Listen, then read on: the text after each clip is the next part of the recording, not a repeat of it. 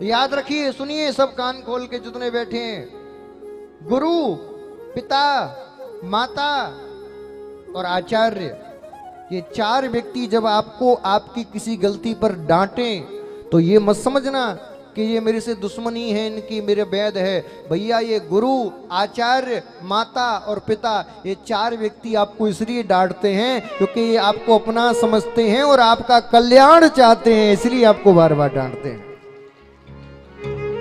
चाहते हैं ये कल्याण के आपकी कमियां दूर हो जाएं, इसलिए बार बार डांटते हैं। लेकिन उन डांटों को तुम सुन के मुंह खुला के बैठ जाओ तो फिर उद्धार नहीं होने वाला।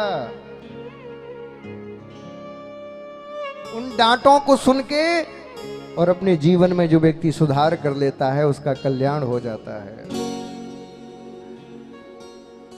और जिस दिन माता पिता की डांट आपको बुरी लगने लगे, जिस दिन गुरु की डांट बुरी लगने लगे, समझ जाइए कि पतन होने ही वाला है।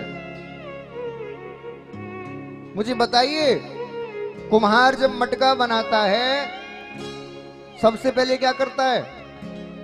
मिट्टी को पैरों से रूंधता है, फिर रूंधने के बाद उसको चलनी से छानता है, छानने के बाद उसको चक्का पे रख के घुमाता है, घुमाने के बाद उसमें कभी थप्पी मारता है, कभी पीछे से सहारा देता है, कभी आगे से सहारा देता है, तब जाके कहीं मटका बनता है। फिर उस मटके को सूर्य की तपती हुई रोशनी में गरम तपाता है, सुखाता है, सुखाने के बाद अंगारों के बीच में उसको तपाता है।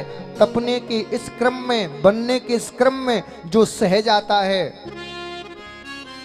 वो बन जाता है, और जो बिखर जाता है, जो टूट जाता है, वो समाप्त हो जाता है। गुरु, आचार्य, माता पिता जब आपको डांटें, फटकारें, डांट लगाएं, आपकी कमी बताएं, तो अपने आप में सुधार करिए, प्रसन्न हो जाइए कि मेरा गुरु, मेरा आचार्य, मेरे माता पिता मुझे डांट रहे हैं।